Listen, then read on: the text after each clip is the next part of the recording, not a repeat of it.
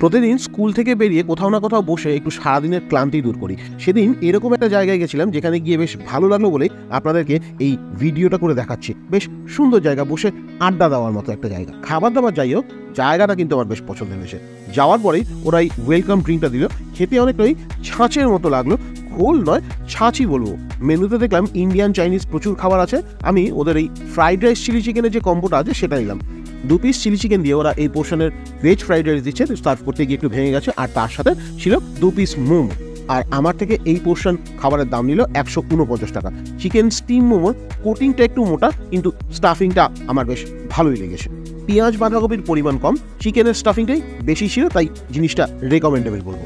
এবারে যদি fried rice আর chilli চিকেনের কথায় আসি, 2 পিস চিলি চিকেন দিয়েছে ঠিকই, কিন্তু এই যে রাইসটা দিয়েছে, এই রাইসের সাথে যাতে খাওয়া যায় সেই পরিমাণ মতো গ্রেভিটাও দিয়েছে। অনেক জায়গায় কম্বো করে রাইসের সাথে খাওয়ার মতো অ্যাম্পেল অ্যামাউন্ট অফ গ্রেভিটা থাকে না, এইটা একটা বড় সমস্যা হয়, তখন শুকনো শুকনো খেতে হয়। কিন্তু এরা দেখলাম বেশ সুন্দর গুছিয়ে দিয়েছে। আর টেস্টের দিক থেকে যদি বলতে হয় তাহলে বলবো খাবারটা অ্যাভারেজই ছিল, বিশাল খাস কিছু ছিল না। ফ্রাইড রাইস চিলি চিকেনে এমনিতেও বেশি শিল্পত্ব দেখানো যায় না। সন্ধ্যাবেলা লাইট টাইট লাগালে বেশ দেখতে সুন্দর লাগে, কিন্তু একটাই সমস্যা মশার। আমি ফ্রাইড রাইস চিলি চিকেন খেয়েছি আর মশা আমায় খেয়েছে। এবার লোকেশনটা একটু বলি। আপনি কামালগাজী মোড় থেকে সোনারপুরের দিকে যাচ্ছেন, ঠিক 200 থেকে 300 মিটার এগোলেই ডান হাতে পড়বে এই ক্যাফেটা, নাম হোলি ভ্যালি।